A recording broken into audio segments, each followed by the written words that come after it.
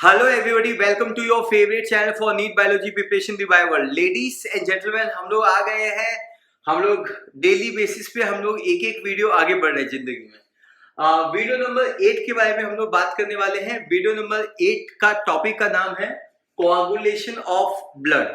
आपको पता होगा हमने अपने आखिरी फ्यू वीडियोस में ब्लड के सारे कंपोनेंट के बारे में बात किया है, चाहे वो आरबीसी हो, चाहे वो डब्ल्यूबीसी या उसके टाइप हो, चाहे वो प्लेटलेट हो। आपको याद होगा कि हमने अपने आखिरी क्लास में जो आखिरी पॉइंट था वो था प्लेटलेट का फंक्शन। ये जो प्लेटलेट होता है it play very very important role in the coagulation of blood या in the process of clotting of the blood. तो आज के लेक्चर में हम लोग बात करने वाले हैं कि बॉडी में हमारे कोगुलेशन कैसे होता है। तो सबसे पहले पॉइंट में मैं आपको ये बताऊंगा कि अगर हमारा बॉडी में ब्लड क्लॉट अच्छे से नहीं हुआ तो इसका इफेक्ट हमारे बॉडी पे क्या होता है। अल्टीमेटली हर एक चीज का इफेक्ट होता है कि हम मर जाते हैं, लेकिन हम कैसे मरते हैं वो प्रोसेस बड़ा इंपॉर्टेंट रहता है। तो पहले पॉइंट में हम ये सीखेंगे। दूसरे पॉइंट में हम सीखेंगे कि हम लोगों का प्रोसेस ऑफ ब्लड क्लॉटिंग कैसे होता है, that is called as the second point is called process of blood clotting. तीसरे पॉइंट में हम लोग बात करेंगे कि ये जो सिंपल सा ब्लड क्लॉट होता है it is not a simple process. ये प्रोसेस को अचीव करने के लिए 13 क्लॉटिंग फैक्टर्स की जरूरत होती है। And I will share the very close story of blood clotting से रिलेटेड एक्सीडेंट के बारे में मैं एक रियल स्टोरी डिस्कस करूंगा आपसे। सो देयर आर 13, तीसरे पॉइंट में हम बात करेंगे 13 क्लॉटिंग फैक्टर्स होते हैं। They are very very important. और ये 13 फैक्टर्स में से अगर आपकी बॉडी कोई भी एक फैक्टर भी अगर कम क्वांटिटी में बनाती है तो आपके बॉडी में ब्लड क्लॉटिंग का जो प्रोसेस है या तो ये स्लो डाउन हो जाता है और या तो ये नहीं हो पाता है। Yes sir. सो इसके बाद अल्टीमेटली चौथे पॉइंट पे हम लोग डिस्कस करेंगे bleeding time and clotting time. Bleeding time का मतलब होता है ब्लीडिंग टाइम और क्लॉटिंग टाइम के बारे में हम लोग बात करेंगे। एंड लास्ट हम जब लेक्चर खत्म करेंगे तो हम बात करेंगे कि जो ब्लड आप अपना पैथोलॉजी लैब को देते हैं तो वो क्या ब्लड क्लॉट करके यूज करते हैं या वो ब्लड बिना क्लॉटिंग के ही यूज करते हैं। अगर वो एंटीकोगुलेंट यूज करते हैं तो एंटीकोगुलेंट कहाँ रहता है, टेस्ट ट्यूब के अंदर कोटिंग रहती है या वो कैसे वो यूज करते हैं। Yes sir. ये सारे प्रोसेस के बारे में हम लोग आज के लेक्चर में बात करेंगे। तो चलिए प्रोसीड करते हैं अपने वीडियो की तरफ। लेडीज एंड जेंटलमैन, सबसे पहला पॉइंट, आपके बॉडी में जब भी कोई भी कट होता है, यस सर, आपके बॉडी में जब भी कोई भी कट होता है, आपके बॉडी में सिंपल सा भी, एक मिनट, आपके बॉडी में सिंपल सा भी अगर कट होता है तो एग्जैक्टली क्या होता है। So whenever there is a cut, आपके बॉडी में कोई भी कट हुआ, so there will be flow of blood. So flow of blood. और अगर ये ब्लड फ्लो कंटिन्यूसली चालू रहेगा, ये ब्लड फ्लो हमेशा बहता रहेगा, अगर ये आपका ब्लड क्लॉट नहीं हुआ, अगर आपका ब्लड क्लॉट नहीं हुआ इसका मतलब क्या होता है मालूम है? इसका मतलब ये होता है कि आपका जो ब्लड वॉल्यूम है वो कम हो जाएगा। सो हम लिखते हैं यहाँ पे blood volume decreases. Blood volume क्या हो जाएगा? डिक्रीज हो जाएगा। और अगर ब्लड वॉल्यूम डिक्रीज हो जाएगा तो अल्टीमेटली प्रेशर भी डिक्रीज हो जाएगा, क्योंकि अगर वॉल्यूम कम होगा तो ऑब्वियसली ब्लड में सफिशिएंट प्रेशर नहीं हो पाएगा। So blood volume decreases will leads to decrease in the blood pressure. So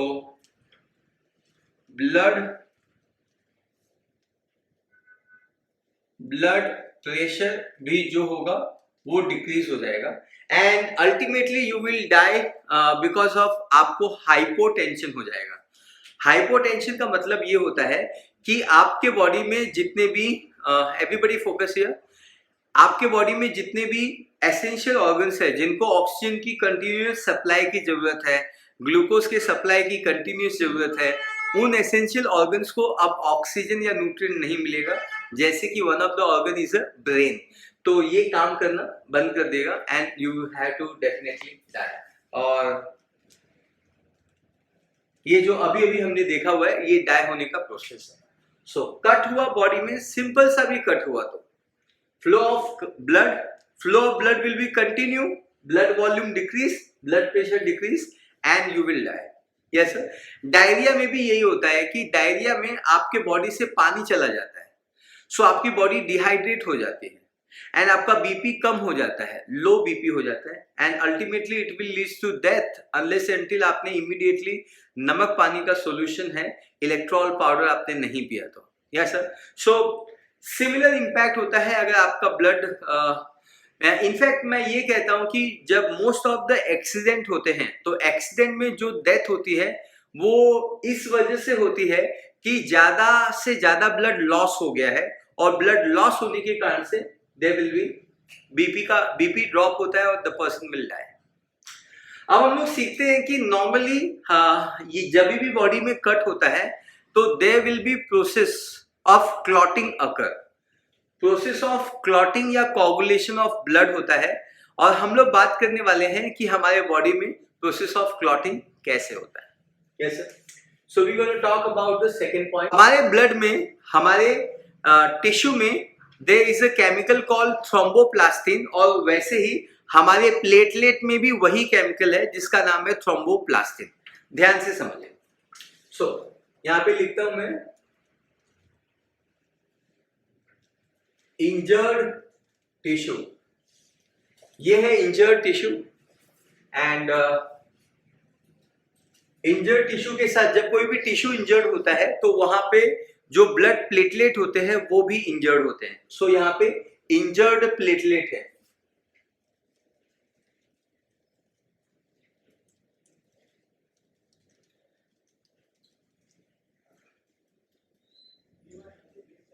so there is a injured tissue and there is a injured platelet. जब कोई भी टिश्यू या ब्लड प्लेटलेट्स डिसइंटीग्रेट होते हैं तो वो एक केमिकल प्रोड्यूस करते हैं. उस केमिकल को हम बोलते हैं थ्रोम्बोप्लास्टिन. ये केमिकल भी इंजर्ड टिश्यू भी थ्रोम्बोप्लास्टिन प्रोड्यूस करेगा लेकिन इसको हम बोलते हैं टिश्यू थ्रोम्बोप्लास्टिन. बट प्लेटलेट भी डिसइंटीग्रेट होगा, मतलब डिस्ट्रॉय होगा और वो भी रिलीज करेगा और वो भी थ्रोम्बोप्लास्टिन केमिकल होगा लेकिन इस बार उसको नाम देंगे प्लेटलेट थ्रोम्बोप्लास्टिन. क्या है ये थ्रोम्बोप्लास्टिन? थ्रोम्बोप्लास्टिन लाइपोप्रोटीन है. क्या है ये? लाइपोप्रोटीन. लाइपो मतलब लिपिड, प्रोटीन मतलब प्रोटीन. जब प्रोटीन लिपिड से कंबाइन हो जाता है तब जाके वो लाइपोप्रोटीन को बनाता है. Yes sir. So here we go ladies and gentleman. यहां पे होता है टिश्यू थ्रोम्बोप्लास्टिन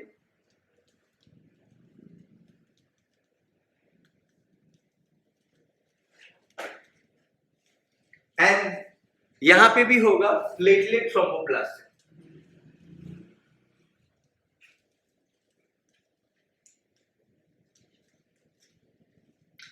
अब ये जो थ्रोम्बोप्लास्टिन यहाँ पे रिलीज हो गए हैं ऑब्वियसली हम इसको टिश्यू थ्रोम्बोप्लास्टिन बोलेंगे और इसको हम प्लेटलेट थ्रोम्बोप्लास्टिन होंगे. ये टिश्यू थ्रोम्बोप्लास्टिन है और ये प्लेटलेट थ्रोम्बोप्लास्टिन है. अब ये जो दोनों केमिकल हैं ध्यान से समझिए, ये जो दोनों केमिकल हैं ये कंबाइन होंगे.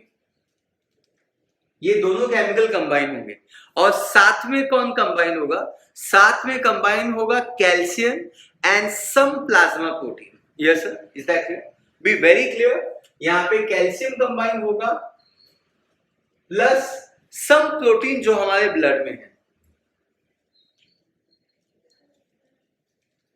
ये सब कंबाइन होंगे thromboplastin calcium plus some protein और ये मिलके एक कॉम्प्लेक्स स्ट्रक्चर बनाते हैं और उस कॉम्प्लेक्स को हम नाम देते हैं they will form prothrombinase enzyme. क्या बनाते हैं? दे विल फॉर्म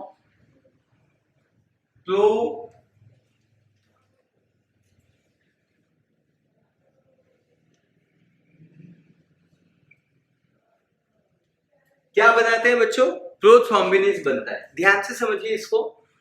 ये टिश्यू थ्रोम्बोप्लास्टिन है, ये प्लेटलेट थ्रोम्बोप्लास्टिन है. In presence of calcium and protein ये पूरा कॉम्प्लेक्स मिलके एक एंजाइम बनाता है. उस एंजाइम का नाम है प्रोथ्रोम्बिनेज. रिपीट कीजिए, प्रोथ्रोम्बिनेज.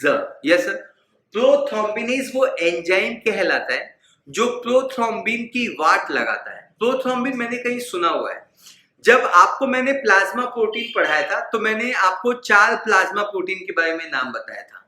पहला नाम था सीरम अल्बुमिन, दूसरा नाम था सीरम ग्लोबुलिन, तीसरा नाम था प्रोथ्रोम्बिन जो कि हम यूज करने वाले हैं अभी, यस सर, और चौथा नाम था फिब्रिनोजन, ये भी हम यूज करने वाले हैं। सो आपको याद होगा, आपने already I think video number 2 है या वीडियो नंबर 1 और 2 दोनों के बीच की कहानी है, मतलब वीडियो नंबर 1 यहाँ से एंड होता है और वीडियो नंबर 2 उसी पॉइंट से चालू होता है। उसमें मैंने बताया हुआ है कि ये जो प्रोथ्रोम्बिनेज है उसमें, उस वीडियो में मैंने बताया हुआ है कि prothrombin and fibrinogen both play very important role in the process of blood clotting, वो ब्लड क्लॉटिंग में रोल प्ले करते हैं। Yes sir, now everybody focus here, ये है प्रोथ्रोम्बिनेज एंजाइम और ये प्रोथ्रोम्बिनेज एंजाइम प्रोथ्रोम्बिन को थ्रोम्बिन में कन्वर्ट होता है। मिश्रा सर ने आपको सिखाया हुआ है कि बायोलॉजी में जब भी वर्ड प्रो आएगा, डाइजेशन में ही मैंने सिखाया हुआ है pro enzyme, yes sir, pro का मतलब क्या होता है? इनएक्टिव। बच्चे यहाँ ऑफलाइन में बता रहे हैं, इसका मतलब मैंने जरूर बताया हुआ है, यस सर। प्रो वर्ड जब भी बायोलॉजी में आएगा इसका मतलब होता है इनएक्टिव। तो आप ध्यान से समझिए, यहाँ पे ये जो प्रोथ्रोम्बिनेज एंजाइम है ये कन्वर्ट करेगा, किसको कन्वर्ट करेगा और किस में कन्वर्ट करेगा? ये प्रोथ्रोम्बिन को थ्रोम्बिन में कन्वर्ट करेगा। तो I am just writing here,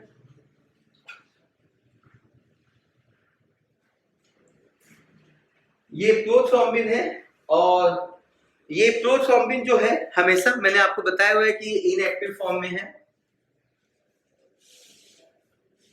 ये इनएक्टिव फॉर्म में है। प्रोथ्रोम्बिन जो इनएक्टिव फॉर्म में है वो कन्वर्ट हो जाएगा थ्रोम्बिन में जो कि एक एक्टिव फॉर्म है। So this is nothing but the thrombin and this thrombin is called as a active form. Prothrombin जब थ्रोम्बिन में कन्वर्ट होता है, यस सर, सो प्रोथ्रोम्बिन जब थ्रोम्बिन में कन्वर्ट हो जाता है तो थ्रोम्बिन अभी एक्टिव हो गया है और ये जो एक्टिव थ्रोम्बिन है ये क्या करता है? ये फिब्रिनोजन को फिब्रिन फाइबर में कन्वर्ट कर देता है। फिब्रिनोजन हमारा 4th प्रोटीन है जो हमने प्लाज्मा प्रोटीन में डिस्कस किया हुआ है, yes sir. So ladies and gentleman, अब एग्जैक्टली होता क्या है? हाँ, वन मोर इंपॉर्टेंट पॉइंट है जो आपको समझना होगा। ये जो प्रोथ्रोम्बिनेज है इसका 2 काम है। आपने इसका पहला काम देखा हुआ है जो मैंने यहाँ पे लिखा हुआ है, this is called as a first function, yes sir. आपको ये भी समझना होगा कि ये जो एंजाइम है इसका दूसरा काम क्या है, yes sir. So do you have any idea ये दूसरा काम क्या करेगा? आप सभी को मालूम है, जब हम आपको ब्लड का कंपोजिशन बता रहे थे, वीडियो नंबर 2 के बारे में मैं बात कर रहा हूं, तो उस समय आपको बताया गया था कि हमारे ब्लड में एक केमिकल है जिसका नाम है हीपैरिन, और हीपैरिन वर्क लाइक अ एंटीकोगुलेंट।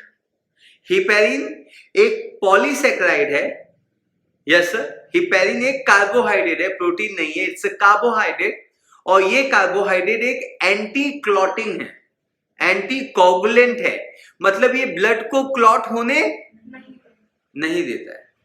आपको यहां पे समझना है, जब प्रोथ्रोम्बिनेज बनेगा, क्योंकि हम इस समय क्या पढ़ रहे हैं? हम इस समय पढ़ रहे हैं मैकेनिज्म ऑफ ब्लड क्लॉटिंग, और जब हम मैकेनिज्म ऑफ ब्लड क्लॉटिंग सीख रहे हैं, तो हमको ऐसी कोई भी रुकावट नहीं आनी चाहिए जो हमारे ब्लड को क्लॉट कर दे।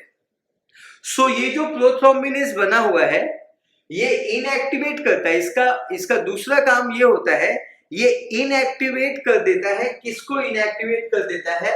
इट इनएक्टिवेट हीपैरिन, क्योंकि हीपैरिन ये प्रोसेस को होने नहीं देता है, क्योंकि हीपैरिन एंटीकोगुलेंट है। इसका नाम इसका काम बताता है, ये क्लॉटिंग के अगेंस्ट काम कर जाता है, क्लॉटिंग को रोक जाता है, इसलिए हम इसको एंटीकोगुलेंट कह जाता है। बात समझ में आता है?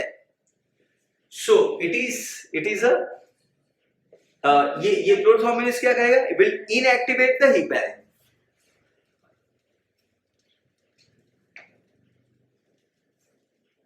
Inactivate heparin. Superb superb superb, मुझे बहुत समझ में आ रहा है। Yes sir, it will inactivate heparin. In fact ये पहला काम होना चाहिए, और ये दूसरा काम है, ये प्रोथ्रोम्बिन को थ्रोम्बिन में कन्वर्ट कर देगा। Super cool, always cool. ना फोकस कर। नाउ अब ये थ्रोम्बिन क्या करेगा? थ्रोम्बिन यहाँ पे इस रिएक्शन का प्रोडक्ट है कि एंजाइम है? सॉरी, हाँ, थ्रोम्बिन इस रिएक्शन का प्रोडक्ट है या सबस्ट्रेट है? प्रोडक्ट है।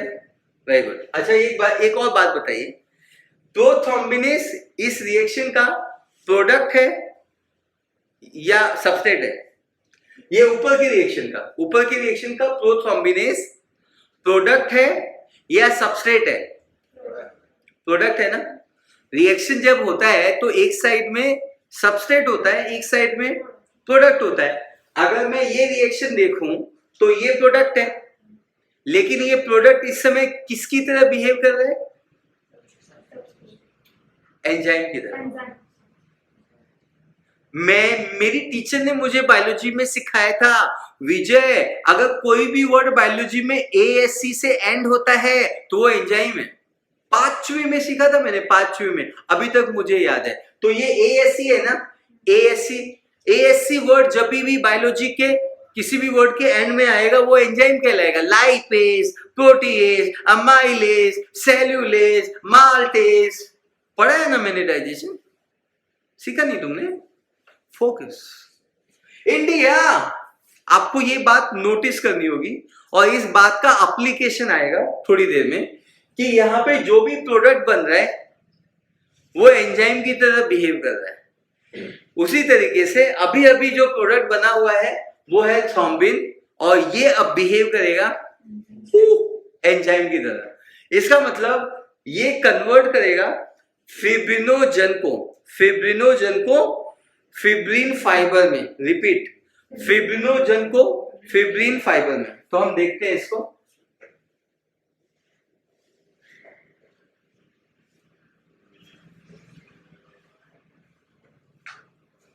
ये फिब्रिनोजन को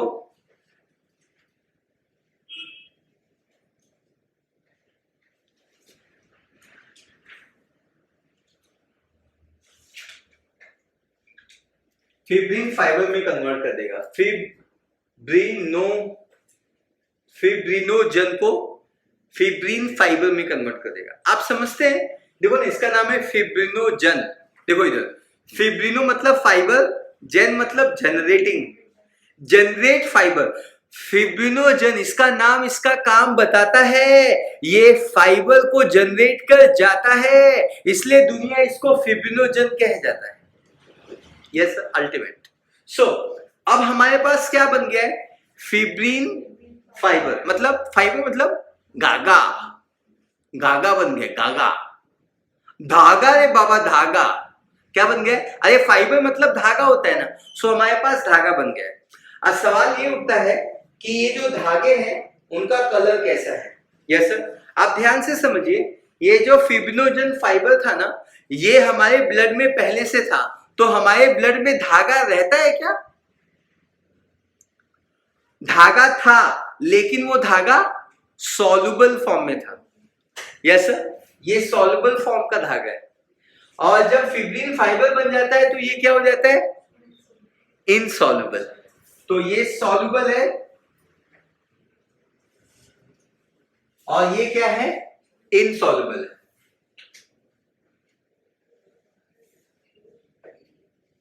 तो बच्चों, जहां पे भी आपको बॉडी में कट हो गया है, वहां पे अब धागा बनेगा, और ये धागा ना एक दूसरे से नेटवर्क बनाएंगे। कैसे बनाएंगे? मैं बनाने जा रहा हूं, जरा फोकस कीजिए। क्या मैं वहां पे बनाऊं? ओके, यहां पे बनाते हैं। यस सर, यहां पे बनाते हैं, ताकि यहां से राइट साइड हम डिस्कस कर सकें। Everybody focus here. ये धागे होते हैं, देखो ध्यान से समझो। These are the fibrine fibers. देखते जाइए, These are the fibrine fibers, ladies and gentlemen, और ये नेटवर्क बनाते हैं। Can you see this network? ये नेटवर्क बना रहे हैं, जाल बना रहे हैं। ये जाल बन रहा है, नेटवर्क बन रहा है। ये नेटवर्क और ये जो जाल है ये कहां पे बन रहा है लेडीज एंड जेंटलमैन? ये वहां पे बन रहा है जहां पे आपके बॉडी में कट हो रहा है। Yes sir. सो जहां पे भी आपके बॉडी में कट हो रहा है वहां पे ये नेटवर्क बन रहा है, ये जाली बन रही है और इस जाली में अब ब्लड फ्लो होगा। जहां पे भी कट हो रहा है वहां पे ये जाली, ये सील पैक हो रहा है नेटवर्क बनाकर। ये नेटवर्क ब्लू वाला कौन है? Fibrin fibre. इतने लीला है ना, तेज हेच, तेज हेच आहे, कळलं? Very good. India India. अब आपके यहां से ब्लड भी फ्लो हो रहा होगा क्योंकि यहाँ पे कट हुआ है, तो यहाँ पे कौन सा ब्लड फ्लो होगा? मतलब आरबीसी वाला, डब्ल्यूबीसी वाला, प्लेटलेट वाला, फिजिक्स वाला, केमिस्ट्री वाला, बायोलॉजी वाला, बायोवर्ल्ड वाला, जैसे ब्लड यहाँ पे बहेगा। Is that clear? ना बगो यहाँ पे बगो, तो यहाँ पे क्या आ जाएगा? ब्लड आ जाएगा। ब्लडों का ब्लड आरबीसी ज्यादा आएगा क्योंकि मैंने ऐसा सुना है कि RBC is the,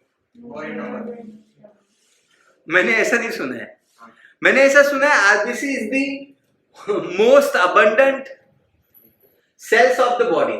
yes sir. तो ये आप देख सकते हैं एग्जैक्टली रियल डायग्राम बनाने के लिए मैं यहाँ पे excess of red ink insert करके आया हूं मार्कर्स में, ताकि you can see the exact diagram, exact feeling आपको आनी चाहिए कि कैसे कैसे क्लॉट बन रहा है ना। तो यहाँ पे ना सेमी सॉलिड जेली जैसा स्ट्रक्चर बनता है। सबसे पहले यहाँ पे semi solid jelly like structure बन रहा है और इस semi solid jelly like structure ये थोड़ी ही देर में मेरे जाने के बाद ये सूख जाएगा। Yes sir. क्या हो जाएगा? ये सूख जाएगा और ये बनाएगा क्लॉट। क्या बनाएगा? Clot. Ladies and gentleman India, इसी को हम कहते हैं क्लॉट। अगर आपको ये नाम पसंद नहीं है तो इसको बोलते हैं कोआगुलम। कोआगुलम।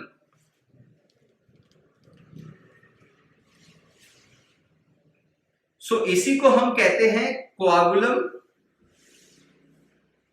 है ना। इसी को हम कहते हैं क्लॉट या इसी को हम कहते हैं coagulum and this is nothing but the blood clot. Yes sir. आपने अल्टीमेटली आज समझ ही लिया कि कैसे ब्लड क्लॉट बनता है। ये पहले सेमी सॉलिड रहेगा तो इसके हवा के कांटेक्ट में आएगा, सूखेगा और सूख के ये ब्राउन, डार्क ब्राउन स्ट्रक्चर बनाएगा जिसको हम क्लॉट कहते हैं या जिसको हम कोआगुलम कहते हैं। कोई शक नहीं? सोफा कोई डाउट नहीं? एनीबॉडी? ना फोकस। यहाँ पे स्टोरी खत्म नहीं है, एक्चुअली रियल स्टोरी यहीं से चालू होती है। चलो स्टार्ट करते हैं चैप्टर। आपको समझ में आया? थ्रोम्बिनेज ने थ्रोम्बिन को थ्रोम्बिन में कन्वर्ट किया। अभी ये thrombin work like a enzyme. Now fibrinogen convert into fibrin fibre. पहला प्रोडक्ट ये है, प्रोडक्ट है but product function as a enzyme. दूसरा प्रोडक्ट ये है but product function as a, तो ये एक ऐसा रिएक्शन है बायोलॉजी में, ऐसा रिएक्शन जहां पे product function as a enzyme. ऐसे रिएक्शन को हम लोग बोलते हैं कैस्केड रिएक्शन। रिपीट कीजिए, कैस्केड रिएक्शन बोलते हैं। क्या बोलते हैं? Cascade reaction.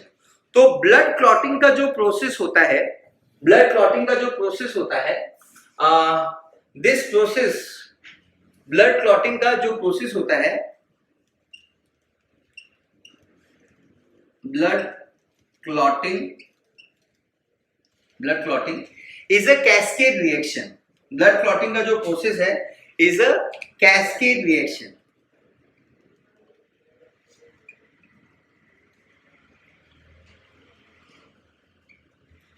अब आपको ये समझना होगा कि कैस्केड क्या होता है।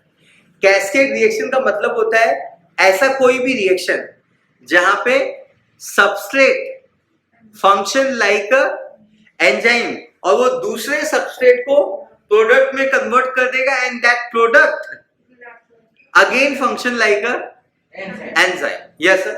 सो कैस्केड रिएक्शन वो रिएक्शन कहलाता है जिसमें प्रोडक्ट एंजाइम की तरह बिहेव कर जाता है। Yes sir. So cascade reaction, तो मैं इसको डिफाइन कर देता हूं यहां पे।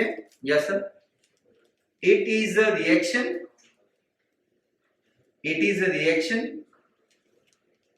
in which product act as a enzyme. Product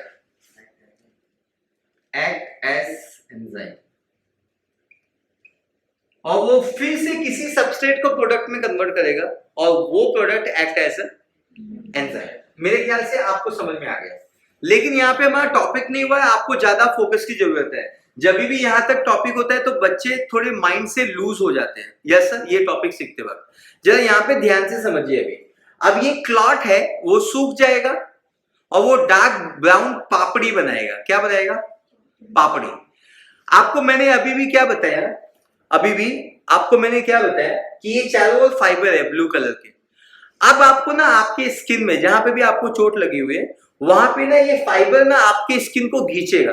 जैसे स्पाइडरमैन ऐसे धागे को खींचता है, वैसे ये जो फाइबर है ना ब्लू कलर का, ये आपके स्किन को खींचेगा। अब आपको यहाँ पे एहसास होगा किस चीज का मालूम है? खुजली का, ईचिंग का एहसास होगा आपको। अब आपको यहाँ पे इंग्लिश बोलेंगे थोड़ा अच्छा लगता है यूट्यूब पे। आपको यहाँ पे ईचिंग होगी। अगर आपको किसी भी बंदे को चोट लगी हुई है और उसको ईचिंग हो रही है तो उसको सेलिब्रेट करना चाहिए। सेलिब्रेट करने का पहला रीजन है कि वो अब ठीक हो रहा है। लेकिन इसका दूसरा डिसएडवांटेज है, आपको ईचिंग होगी लेकिन आपको ईचिंग करना, तो ये बड़ा कॉम्प्लिकेटेड हो जाता है। अगर आपको चोट लगी होगी तो आप इसको एक्सपीरियंस कर सकते हैं। ईचिंग हो गई है लेकिन ईचिंग करना नहीं है, तो कोई रोक पाया है? ईचिंग ना करने से कोई नहीं रोक पाया। सबने ईचिंग किया हुआ है और फिर ये चोट फिर से डेवलप हो गई। Is that clear? अब ये और भी ज्यादा खराब कंडीशन में आ जाएगा। सो सुनिए आपको क्या करना है। अब आज के बाद जब आपको ईचिंग होगी तो आपको ना कोकोनट ऑयल है इसके पेरीफेरी में, ये जो ब्राउन क्लॉट है ना इसके पेरीफेरी में अच्छे से लगाना है। ईचिंग इसलिए हो रही है क्योंकि वहां पे ड्राइनेस हो गया है। वो धागा जो है फिब्रिन फाइबर का जो धागा है वो स्किन को खींच रहा है। तो उसको अगर मॉइस्चराइजर मिल जाएगा, मतलब उसको ऑयलिंग मिल जाएगी, पेरीफेरी में आपको ऑयल अप्लाई करना है। ब्राउन क्लॉट के ऊपर ऑयल बिल्कुल नहीं अप्लाई करना है और थोड़ा सा मेडिटेशन करना है ताकि थोड़ा सा कंट्रोल डेवलप हो। इसके बाद भी शायद डेवलप ना हो सके, लेकिन ऑयल अप्लाई करने के बाद थोड़ा बहुत कंट्रोल डेवलप हो सकता है। आगे की स्टोरी देखते हैं। अब ऐसे ही और 2-3 दिन बीत गए। अब ये क्लॉट अपने आप निकलने के लिए बेताब है और आप इसको निकालने के लिए भी बेताब है। आप ज्यादा बेताब है इसको निकालने के लिए कंपेयर टू ये खुद से निकलने के लिए। तो मतलब वो भी है लेकिन आप ज्यादा बेताब है इसको निकालने के लिए। अब क्या करेंगे? आप क्लॉट को निकालेंगे। क्लॉट की निकालने को हम बोलते हैं क्लॉट रिट्रैक्शन। क्या बोलते हैं इसको? Clot retraction. रिट्रैक्शन का मतलब होता है क्लॉट को रिमूव करना। Very clear, very good. अब जब आप इस क्लॉट को निकालेंगे तो उसमें से ना येलो कलर का ट्रांसपेरेंट फ्लूइड, मतलब जो सेंटर में जो थोड़ी सी चोट बाकी है ना, मतलब ठीक हो गई है पूरा लेकिन एक 2% चोट अभी भी है, तो वहां से ना येलो फ्लूइड आता है। यस, येलो ट्रांसपेरेंट फ्लूइड आता है। Yes sir, is that clear? तो मैं जरा लिखता हूं उसको क्या कहते हैं, मैं जरा लिखता हूं। यस सर, सो इसके आगे मैं लिखता हूं, फोकस करो यहां पर, आगे लिखता हूं after clot retraction,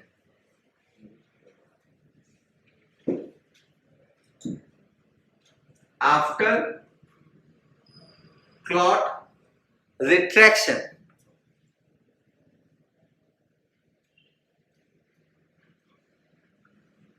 yellowish transparent fluid oozes out। oozes out मतलब छन के निकलना, छन के निकल रहा है। Yes sir, after clot retraction अगर येल्विश नहीं हुआ तो पानी का कलरलेस होगा, बट थोड़ा ऐसा ही होगा। सो आफ्टर क्लॉट रिट्रैक्शन येल्विश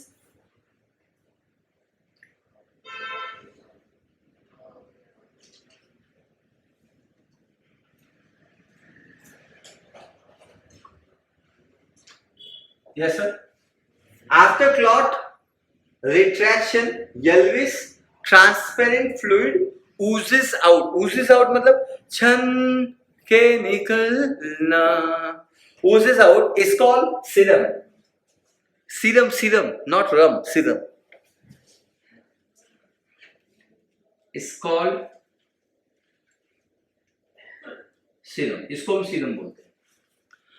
तो नीट आपको सवाल पूछता है कि सीरम में कौन सा प्लाज्मा प्रोटीन नहीं रहेगा. नीट पूछेगा आपको सीरम में कौन सा प्लाज्मा प्रोटीन नहीं रहेगा, तो आपको क्या जवाब देना है? फिब्रिनोजन नहीं रहेगा और कुठे गेला प्रोथ्रोम्बिन भी नहीं रहेगा. ये दो प्लाज्मा प्रोटीन है, ये सीरम में नहीं रहेंगे. अजीब बात है, क्यों नहीं रहेंगे? बिकॉज जब ये जो पूरा प्रोसेस ऑफ ब्लड क्लॉटिंग हो रहा था तो ये दोनों यूज हो चुके हैं. प्रोथ्रोम्बिन, जहां पे आपको चोट लगी वहां पे प्रोथ्रोम्बिन कन्वर्ट हो गया है थ्रोम्बिन में और फिब्रिनोजन कन्वर्ट हो गया है फाइब्रिन फाइबर में. अब ये जो येलो ट्रांसपेरेंट फ्लूइड है ये बहुत ही रिच सोर्स है प्रोटीन का.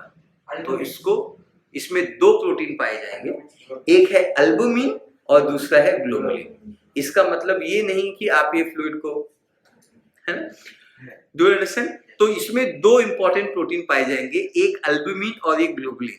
इसीलिए जब हमने वीडियो नंबर 1 के लास्ट में आपको 4 प्लाज्मा प्रोटीन बताए थे तो 2 के आगे हमने नाम लिखा था serum. Serum albumin and serum globulin ऐसा नाम इसलिए दिया था क्योंकि इस सीरम के अंदर एल्बुमिन और दूसरा ग्लोबुलिन, ये दोनों प्रोटीन यहां पे पाए जाते हैं. Yes sir. सो हम सवाल पूछते हैं कि इस सीरम के अंदर कौन से प्रोटीन पाए जाएंगे और कौन से नहीं पाए जाएंगे. सो इन दिस पर्टिकुलर सीरम, तो सीरम का डेफिनेशन क्लियर हो गया. Serum is a fluid which oozes out after clot retraction. Clot को रिमूव करने के बाद जो येलो ट्रांसपेरेंट फ्लूइड बहता है उसको हम लोग क्या कहते हैं? सीरम कहते हैं. सीरम के अंदर serum contain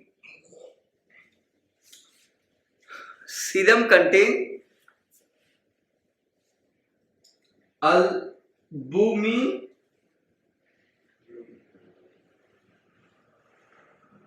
serum contain albumin and globulin. Serum do not contain इसके अंदर क्या नहीं है? Fibrinogen and prothrombin. Do not contain fibrinogen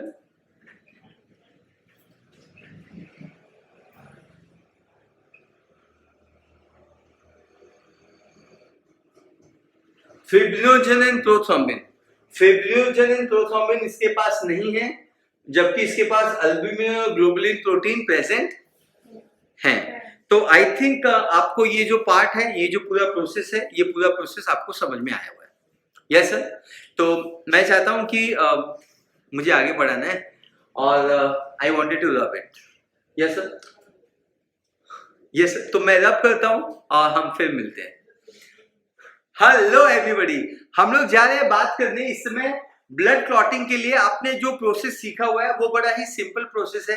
NEET point of view 12th के बच्चों को पढ़ाने के लिए हमारी यूनिवर्सिटी ने वो सिंपल प्रोसेस बताया हुआ है आपको.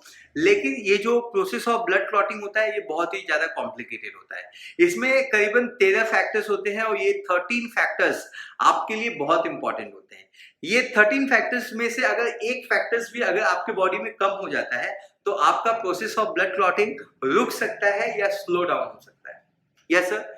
तो हम इस समय 13 फैक्टर्स के बारे में पढ़ने जा रहे हैं. ये 13 फैक्टर्स जब हम सीखेंगे तो इनको आपको सीक्वेंस में सीखना है, मतलब रोमन सीक्वेंस में 1 2 3 4.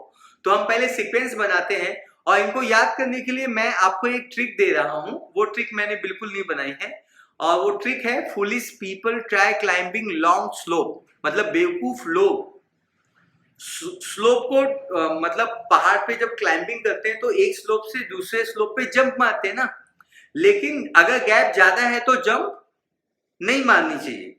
अगर जंप मारे तो गिरने की चांसेस, फॉलिंग के चांसेस रहते हैं. Yes sir. तो आपको मालूम है कि ये मेरे वन ऑफ द फ्रेंड जो अमेरिका में है, उन्होंने ये ट्रिक डिवाइस किया हुआ है। तो वहां पे क्रिसमस के बाद ना आइस मेल्ट होती है, यस सर। तो लोग क्लाइंबिंग के लिए जाते हैं, तो वो दो पहाड़ों के बीच में गिर सकते हैं। इसलिए ट्रिक है, फुलिश पीपल, बेवकूफ लोग, foolish people try climbing long slope. After Christmas ये काम नहीं कर सकते हैं। आफ्टर क्रिसमस क्या होता है? After Christmas some people have fallen, yes sir. Foolish people try climbing long slope, after Christmas some people have fallen. ये कंप्लीट ट्रिक है। हम जरा इसको लिखते हैं सीक्वेंस। ये Roman 1 2 3 4 5 6 7 sorry 8, then there is a 9 10 11 12 and there is a 13. Superb, yes sir. और इनसे एसोसिएटेड ट्रिक्स है, वो भी हम लिख देते हैं। Foolish people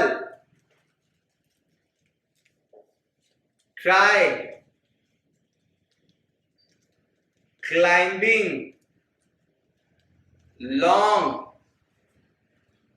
slope after Christmas, some people have fallen. Foolish people try climbing long slope. After Christmas, some people have fallen. Yes sir, ये पूरा ट्रिक है। हाँ, आप ये ध्यान दे सकते हैं कि नंबर 6 को अभी तक नाम नहीं दिया गया है। तो ये जो ट्रिक है, ये ट्रिक में 12 वर्ड है, मतलब 12 वर्ड है, लेकिन ये जो पूरा ट्रिक है वो 13 फैक्टर्स का है, 13 फैक्टर्स के हैं। तो इसमें से 6 फैक्टर अभी तक नाम नहीं दिया हुआ है, इसलिए हमने इसको ब्लैंक छोड़ा हुआ है। चलो इनके नाम लिख देते हैं। यस सर, इनके नाम लिख देते हैं। एफ का मतलब होता है फिब्रिनोजन, फिब्रिनोजन। पी मतलब प्रोथ्रोम्बिन,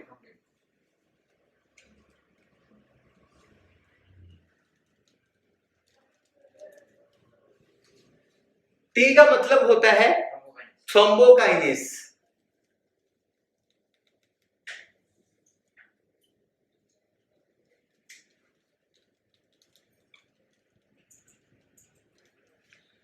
सी का मतलब होता है कैल्शियम। ये सबसे ज्यादा इंपॉर्टेंट है। जब आप एमसीक्यू सॉल्व करेंगे तो आपको पता चलेगा कि इस पे कई बार सवाल पूछे जाते हैं। सवाल कुछ ऐसे होंगे, किस मिनरल का प्रेजेंस बहुत जरूरी होता है ब्लड क्लॉटिंग के लिए? कैल्शियम। सवाल कुछ ऐसे भी हो सकता है कि कौन से मिनरल के ना रहने से या कमी रहने से ब्लड क्लॉटिंग नहीं होगा। तो calcium is a very very important. Then L का फुल फॉर्म होता है लवाइल फैक्टर, लवाइल फैक्टर। 6 को कोई नाम नहीं दिया हुआ है, इट्स अ ब्लैंक। और 7 को नाम दिया हुआ है। एस का मतलब होता है स्टेबल फैक्टर।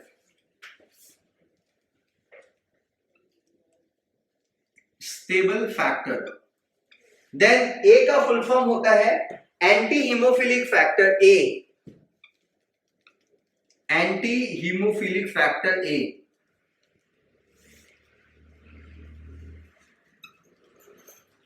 और जब आप यूनिट नंबर 7 में आएंगे तो ये फैक्टर बहुत ज्यादा इंपॉर्टेंट होगा।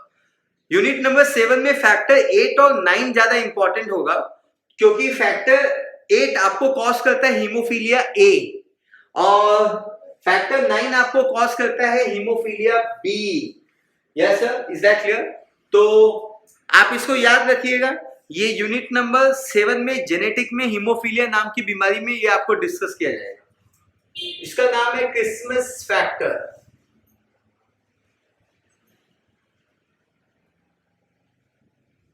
क्रिस्मस फैक्टर के साथ साथ आप इसको एंटी हीमोफिलिक फैक्टर बी भी बोल सकते हैं। इसका दूसरा नाम है एंटी हीमोफिलिक फैक्टर बी, है ना। आगे बात करते हैं हम लोग।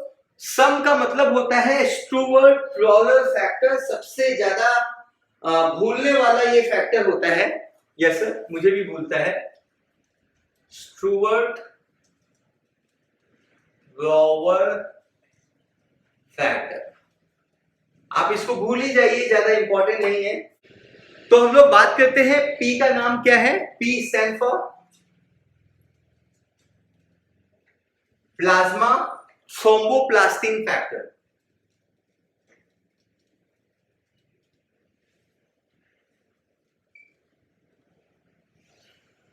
और ये जो पी है प्लाज्मा थ्रोम्बोप्लास्टिन फैक्टर, इसी का नाम है एंटी हीमोफिलिक फैक्टर सी।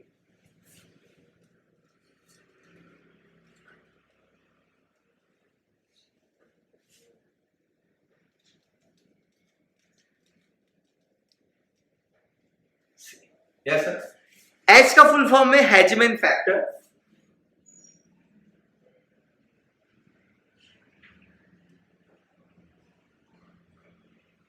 और लास्ट में फाइब्रिन स्टेबलाइजिंग फैक्टर।